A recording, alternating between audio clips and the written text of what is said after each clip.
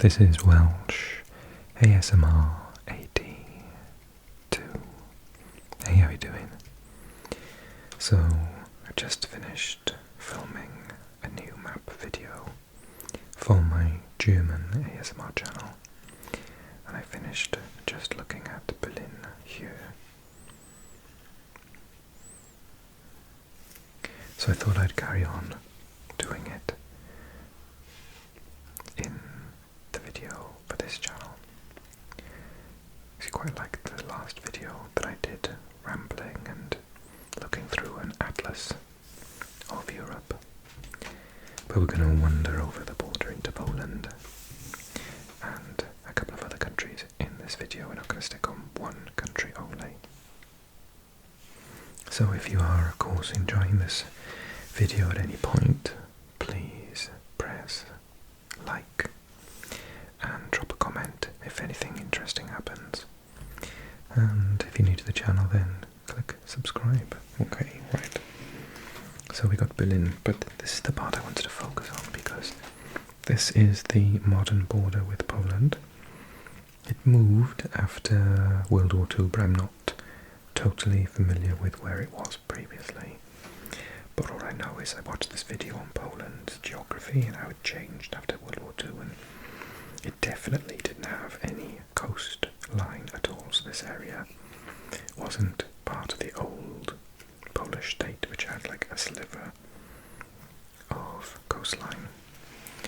And I was loving the beauty, the natural beauty of this area. I'd love to go here.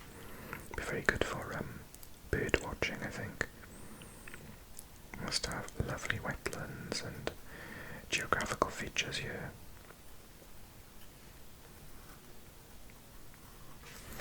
So, yeah, this is Germany, and then this is Poland.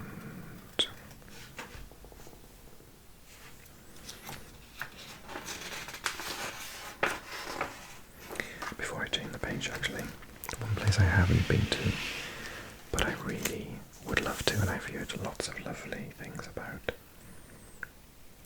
is Hamburg, because it's set on the river itself. There are quite a lot of canals, I believe, and lots of, basically the thing I love about the Netherlands, which is lots of water everywhere. Yeah, and Hamburg is extremely beautiful. I came across it on a GeoGuessr video once, and I knew it was Hamburg because of all the canals and everything. It was stunning. I really want to go to Hamburg. Okay, let's go to the next page, see what we find. Okay, so we're at the top of Poland now. So this is the border here. I don't know where the key is. I don't know what these things mean. What do they mean? Hang on. Oh, it means beach. Apparently this is a parasol. Oh, there is a satellite dish. So we've got Koszalin here at the north. And if you keep going to the east, Słupsk.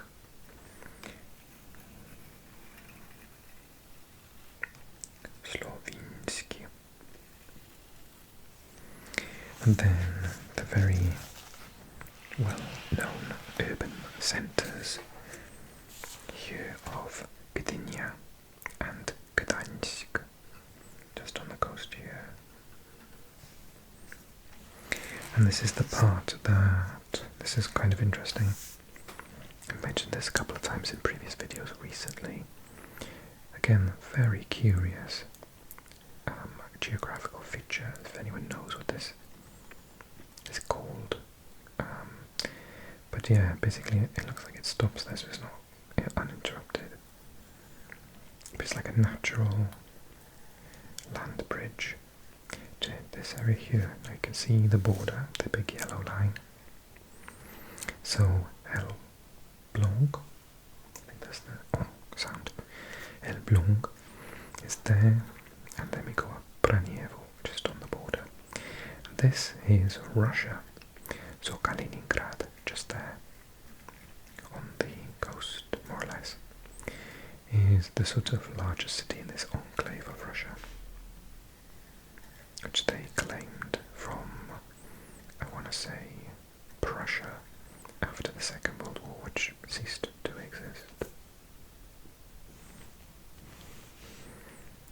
Kaliningrad is just here. So Poland shares a land border with this tiny little sliver of land here, which was populated by Russians after the Second World War. And just to show a couple of famous cities, if we go down the A1, you go past Grud, Zionch, and keep going, and we go to Toruń, and Włocławek is there, and Płock is here. Another football team, Wisła Płock. And just down, don't think we'll, yeah, you can just see in the distant Warsaw, Warszawa, just down here.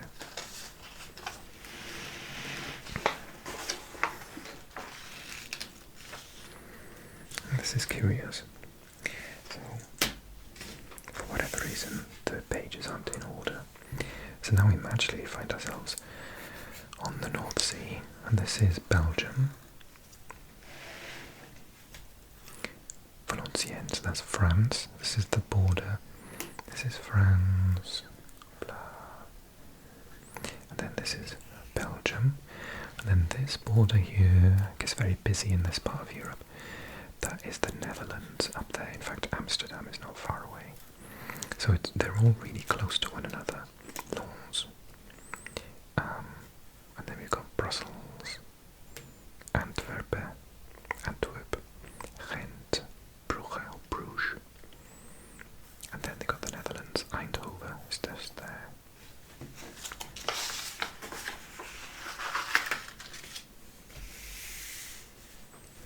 I've done a lot of videos on this recently, so I'm not going to linger too long, but this is that insanely highly populated area of Western Germany. So these are all massive cities with huge populations all together in a row. And some are saying that they sort of form an almost continuous area of the population centre, and it's almost like it's like one area, but obviously not. So Dortmund is there, quite a famous one. Gelsenkirchen, Duisburg, Krefeld, Düsseldorf, Köln, that I've been to like 5 times. Love Cologne, we know it as Köln, Cologne. And then Bonn, Koblenz is just out of shot to the south. Hagen, Wuppertal, Essen, lots of Bochum, Witten, Hagen, Remscheid, Neuss, Krefeld, Mönchengladbach. And this border, the yellow border you can see, is with the Netherlands, and down here is with Belgium. I think. Maybe not. Yeah, it is.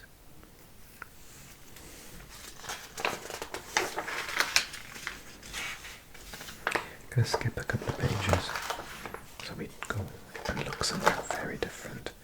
Okay, so now we are in the south of France. What a lovely area. The Golfe du Lion, Côte d'Améthyste, the Amethyst Coast. Again, very interesting geographical location here, the Camargue. This area of France is particularly interesting to me because of the fact that it's historically been part of different territory. No, it's not always been, France. So we've got Montpellier there, Nîmes, Avignon, some lovely, lovely cities along this beautiful coastline. But over here is where it gets really interesting. So we've got Marseille here, which is an old walled city with a castle, extremely beautiful, was a port city, very important port city for many years under, say, the Roman Empire. Marseille, has it ever been a part? Has it ever been claimed by someone else? Like, did the Greeks have it once? Am I misremembering? France is there. Then you got Toulon. And then, as we go further over, we've got, oh, you can't see it, I don't know. Okay, there. Nice and Monaco. Now remember, Monaco is actually not France, it's a different country altogether. But for lots of reasons, it is sort of governed by France. But they do have different rules in some respects, so there is an extremely low to none tax rating. That's why millionaires live there. And they, park their super yachts and whatever there.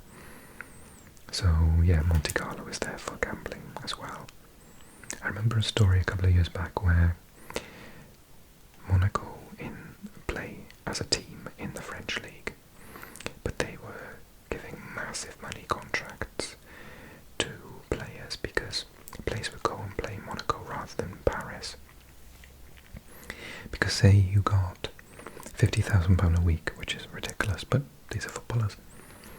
Say you got £50,000 a week in Monaco, you take home something like £49,000 a week, whereas in Paris you take home 25,000. So in Paris we're saying, well, they had to pay double in order to give them the same amount. So if you played 50,000 in Monaco and you moved to Paris to take home after tax the same amount, you'd have to be paid 100,000 in Paris. So yeah, Monaco does have some different rules and its own language.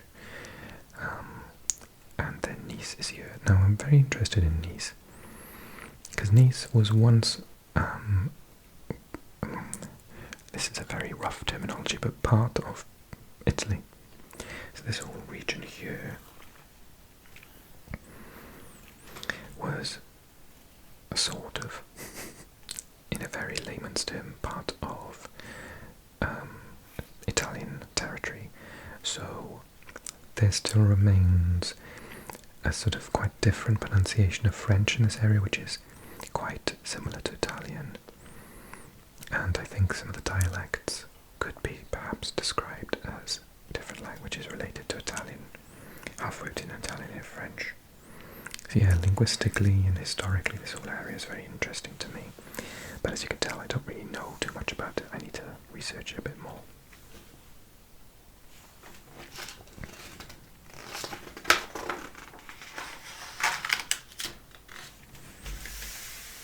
Speaking of Italy, we've passed over the border now. So this is all the coast of Italy. And you can see Florence is here. Firenze, stunning, beautiful city. Desperately want to go and visit there. And then Livorno is on the coast here. La Spezia is up here. And then you can just see in shot Genoa, which is there. Genoa, I think is pronounced.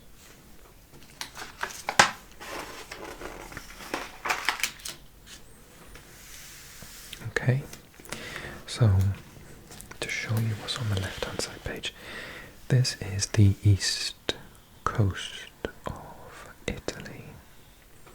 This is the Adriatic Sea.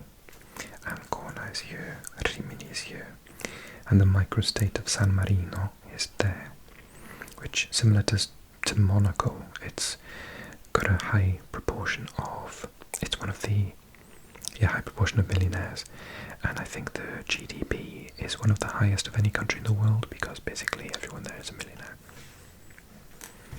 And if we cross the Adriatic Sea, we come to Croatia.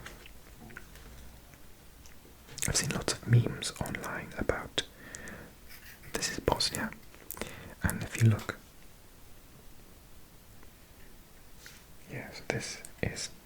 so this is Bosnia, excuse me, and then this is the border with Croatia.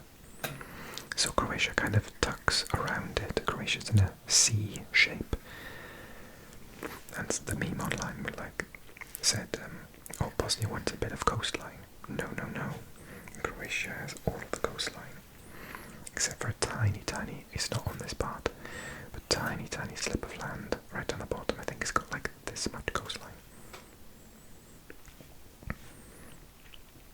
it's a really an odd situation, because if you live in Split, which is down here on the coast, incredibly beautiful, incidentally, if you wanted to go to the capital city, you'd either have to drive around the sea, or you'd have to go through Bosnia to get to it.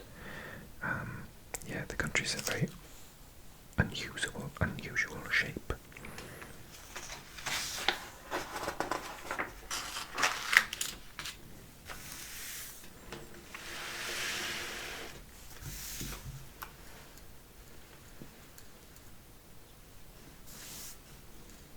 You know, I don't even think Bosnia has got any coast, because this is Croatia here, this side, and this is Bosnia. Mostar is there.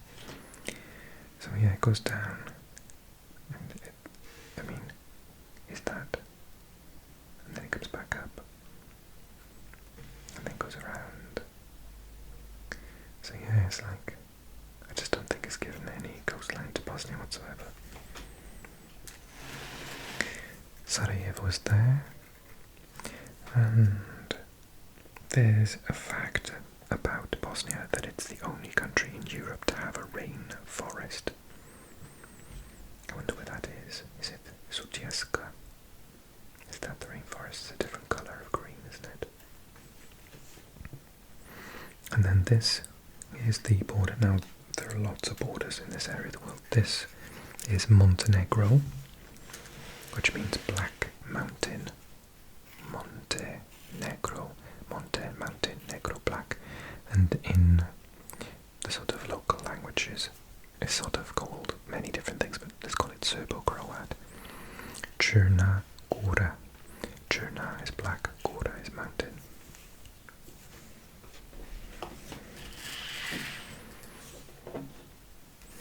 And then next to, so I think that little sliver of land there, this must be the start of Albania, I assume.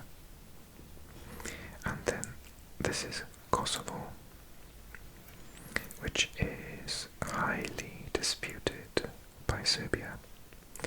Pristina is just out of shot, I think. There we are, got it. Pristina is the capital of Kosovo, but Serbia and a number of other countries, including Russia and Spain, do not recognize its independence. They say it was unlawfully done. Which brings us up to Serbia itself. Serbia. I was talking about Belgrade and the meaning of Belgrade the other day. So grad means city, Beo means white, so it's the white city. Beograd. And it's on the confluence of two different rivers, so it's got two massive rivers coming right into it. So imagine back many years ago, that would have been a major route for trade and travel. I'm guessing one of them is the Danube. Dunav, that must be the Danube. So what's this one? Someone put in the comment section what the two rivers are for me, please. Okay. So I'm going to stop there, and we'll take a look at lots more in this book next time. If you enjoyed the video, of course, click like. Don't click it. And if you're new to the channel, then you should seriously consider speaking English is better. I can't speak, I'm tired. Right, I'm going to finish. Subscribe, comment, like, you know the drill. And if you love what I do, check the box below and maybe support me on Patreon as well. Okay, thanks everyone for your lovely comments as usual, and all your support with this channel. I'm loving doing videos for it right now. Okay, thanks. See you soon. Sleep well.